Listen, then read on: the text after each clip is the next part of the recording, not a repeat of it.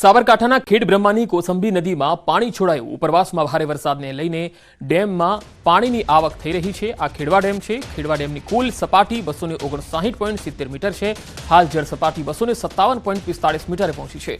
પાણીની આવક થતા ખેડવા ડેમનો એક ગેટ ખોલાયો છે અને ડેમમાંથી 240 ક્યુસેક પાણીનો પ્રવાહ કોસંબી નદીમાં છોડાયો છે। નદીમાં પાણી છોડાતા નીચાણવાળા વિસ્તારોને એલર્ટ કરવામાં આવ્યા છે।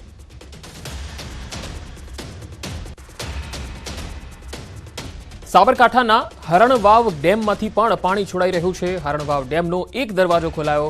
ડેમમાંથી 225 ક્યુસેક પાણી છોડાયું છે। ઉપરવાસમાં વરસાદથી ડેમમાં પાણીની આવક થઈ રહી છે।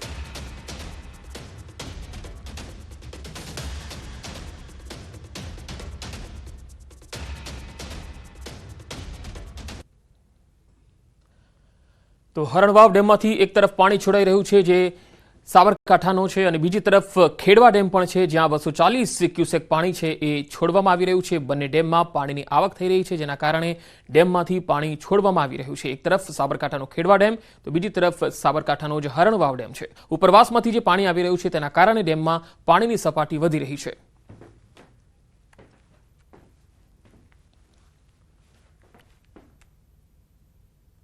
આગળ વાત કરીશું હવે મેઘ તાંડવે તો કમર તોડી દીધી।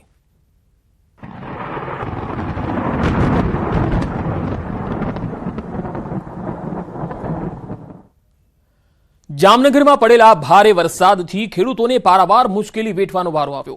પવન સાથે પડેલા વરસાદને કારણે ખેતરોમાં વીજપોલ ધરાશાયી થતા વીજ પુરવઠો ખોરવાઈ ગયો છે।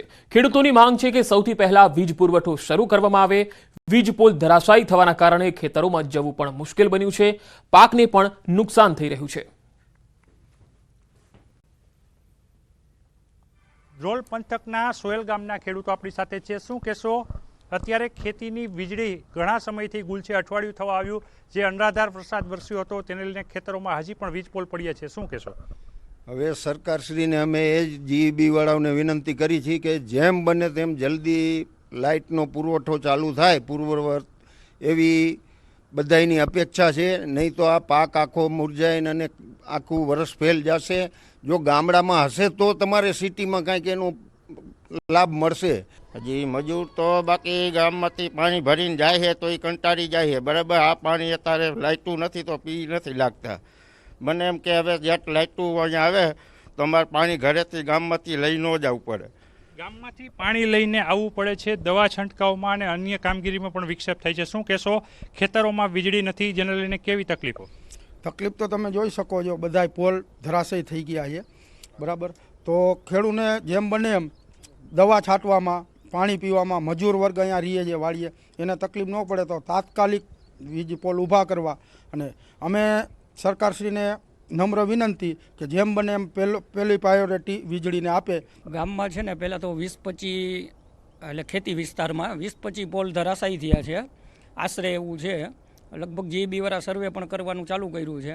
એટલે જેમ બને એમ ઝડપથી લાઇટું વાડીઓમાં ચાલુ થાય એવી ખાસ માંગણી છે। મગફળીમાં દવા છાંટવા માટે પણ પાણીની જરૂર હોય તે પણ નથી, કારણ કે 8 દિવસ થવા આવ્યા જે પ્રકારે અનરાધાર વરસાદ જન્માષ્ટમી બાદ વરસ્યો હતો, અનેક વીજ પોલોને નુકસાન થયું છે અને ટ્રાન્સફોર્મર ક્ષતિગ્રસ્ત થયા છે। ત્યારે જામનગર જિલ્લાના ધ્રોલ પંથકના આ જે સોયલ ગામના ખેડૂતો છે એ ખેડૂતોની હૈયાવરાળ જોઈ અહીં ખેતરોમાં જે વીજ પોલ પડ્યા છે તે તાત્કાલિક ઊભા કરવામાં આવે, વીજળી પૂર્વવત કરવામાં આવે અને ખેતીની વીજળી આપવામાં પ્રાથમિકતા આપવામાં આવે તેવી ખેડૂતો માંગ કરી રહ્યા છે। કેમેરામેન મનસુખ રામોલિયાની સાથે કિંજલ કારસરિયા, ન્યૂઝ 18 ગુજરાતી, સોયલ, જામનગર। ધ્રોલ પંથકના સોયલ ગામના તો ધોધમાર વરસાદે જામનગરના ખેડૂતોને પાયમાલ કરી દીધા છે।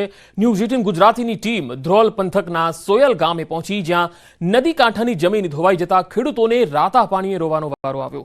ખેતરોમાં નદીના પાણી સાથે મોટા મોટા પથ્થરો તણાઈ આવ્યા। ખેતરોમાં વાવેલ મગફળીનો પાક સંપૂર્ણ ધોવાઈ ગયો। ખેડૂતોનું કહેવું છે કે પાક તો નિષ્ફળ ગયો પરંતુ આગામી સિઝન પણ વાવણી થઈ શકે તેમ નથી।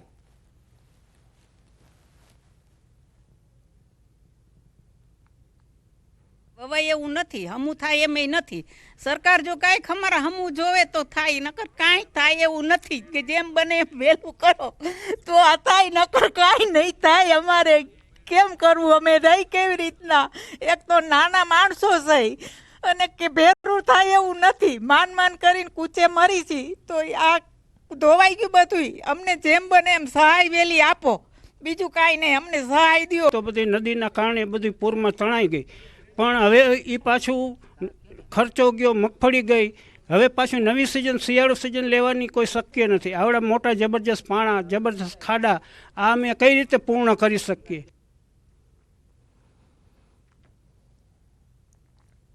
જન્માષ્ટમીના તહેવાર બાદ 5 દિવસે સૌરાષ્ટ્ર કચ્છને ધમરોળ્યું, ત્યારે જામનગર જિલ્લાના અનેક ગ્રામ્ય વિસ્તારના ખેડૂતોની હાલત દયનીય થઈ છે. ત્યારે ન્યૂઝ 18 પહોંચ્યું છે ધ્રોલ પંથકના સોયલ ગામે, જ્યાં જે દ્રશ્ય જોઈ રહ્યા છો આ જંતીભાઈ સાપોવડિયાની 12 વીઘા ખેતી છે. આ ખેતી નદી કિનારે આવેલી છે. ત્યાં જે ધોવાણ થયું છે એ ધોવાણમાં ખેતર પણ ધોવાઈ ગયું છે. બીજી બાજુ વાત કરવામાં આવે તો જે ખેતરમાં ખેડૂત છે તે ખેડૂતની હાલત દયનીય થઈ છે. જે પ્રકારે માથે હાથ દઈને સરકાર સમક્ષ જે વાત કરવામાં આવે તો જે પાક નિષ્ફળ ગયો છે તે પાકને લઈને અહીં ખેડૂતોની મગફળી તો ગઈ છે, પરંતુ ખેતર પણ ધોવાઈ ગયું છે. આ ધોવાણ અને પાકની નુકસાનીથી બેઠું થવા માટે ખેડૂત અત્યારે સરકાર પાસે સહાયની આસ લગાવીને બેઠો છે. કેમેરામેન મનસુખ રામોલિયાની સાથે કિંજલ કારસરિયા, ન્યૂઝ 18 ગુજરાતી, જામનગર. આણંદ જિલ્લામાં પડેલા ધોધમાર વરસાદના કારણે તારાપુર તાલુકામાં જળબંબાકારની સ્થિતિ સર્જાઈ. તો આ તરફ અમદાવાદના વાસણા બેરેજમાંથી પણ સાબરમતી નદી અને ડાકોર કાંસમાંથી છોડેલા પાણી 14 ગામોમાં ફરી વળ્યા. ન્યૂઝ 18 ગુજરાતીની ટીમ તારાપુરના પ્રભાવિત વિસ્તારમાં પહોંચી હતી. તારાપુરના ગામડાઓમાં જ્યાં જુઓ ત્યાં માત્ર પાણી જ પાણીના દ્રશ્યો સામે આવ્યા. તારાપુરના ચાંગડા, રીજા, કાનવાડ, ખડા, દુગારી, ફતેપુર, ગલિયાણા સહિતના ગામમાં તબાહી મચાવી. ગામના રસ્તાઓ પાણીમાં ગરકાવ હતા તો ખેતરો પણ જાણે કે બેટમાં ફેરવાઈ ગયા હતા. આ ઉપરથી પાણી 22 ઇંચ પડ્યું છે. ડાંગરમાં અમારો પાક જતો રહ્યો છે.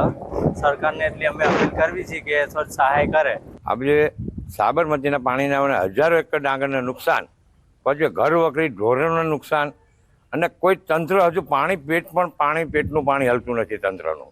વાસણા બેરેજ ધરો ડેમમાંથી પાણી આવતા રીંજાની તમામ ખેતી નિષ્ફળ.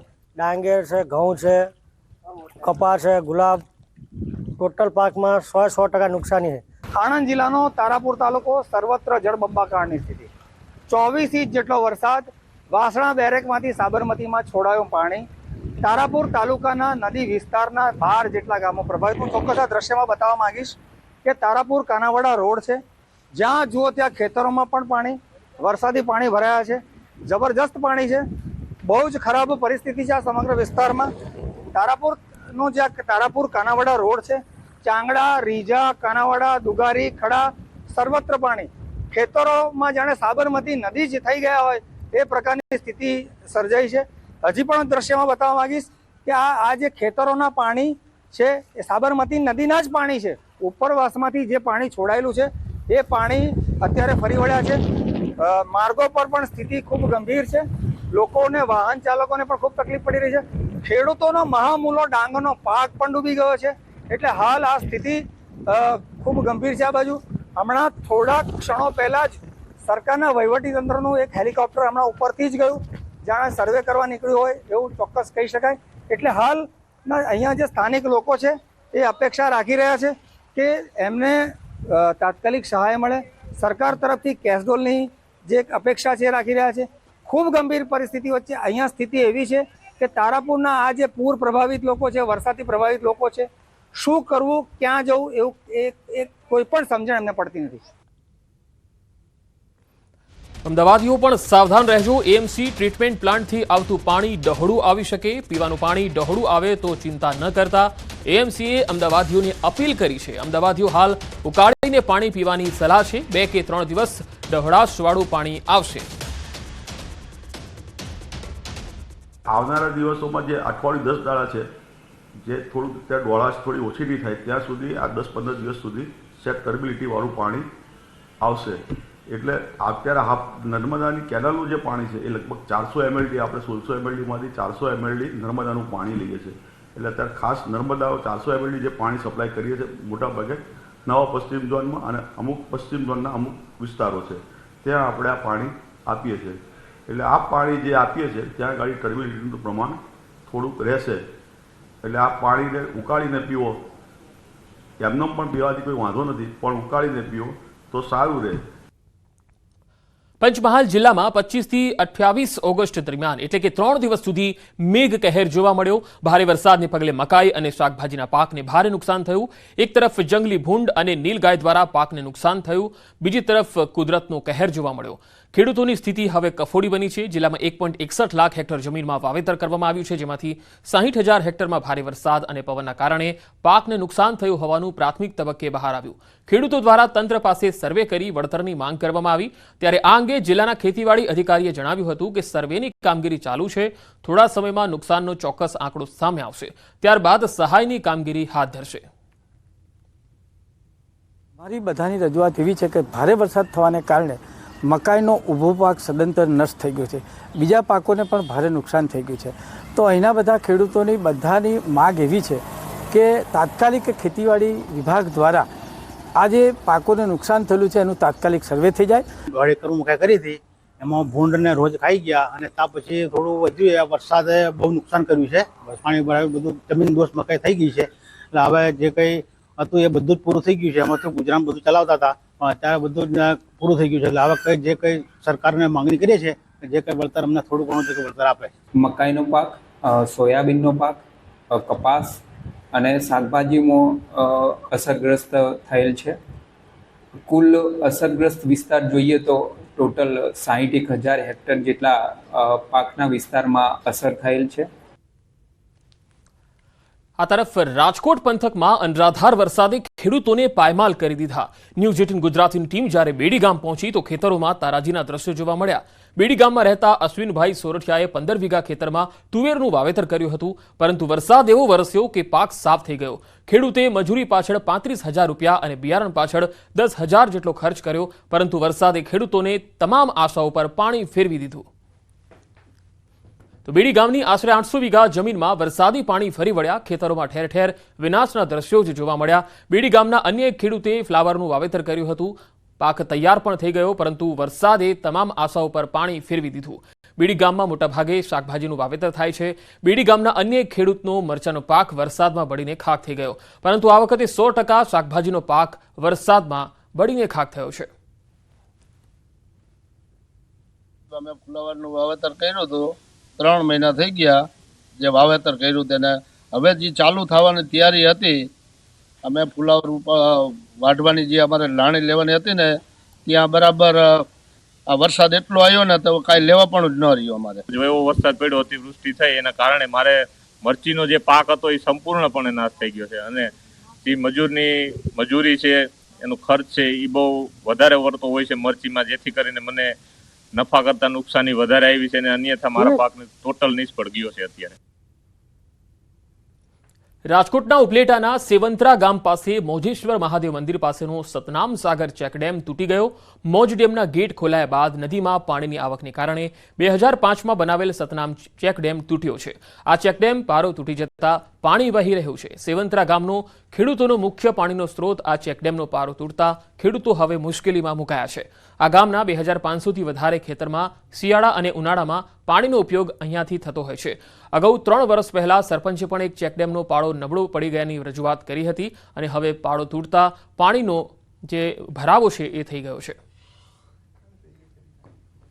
લાંબા ટાઈમનો ઘઉં કે ઈ પિયત નહીં થાય, પણ ટૂંકા પિયત શિયાળુ પિયત થઈ શકશે. અને અત્યારે હાલની અંદર આટલો અવિરત વરસાદને હિસાબે છે જે અત્યારે જે વાવેલું છે એ સંપૂર્ણ નાશ પામેલ છે. એરડા, કપાસ, તુવેર, સોયાબીન અને મગફળી આ 2 મોલની અંદર જ છે.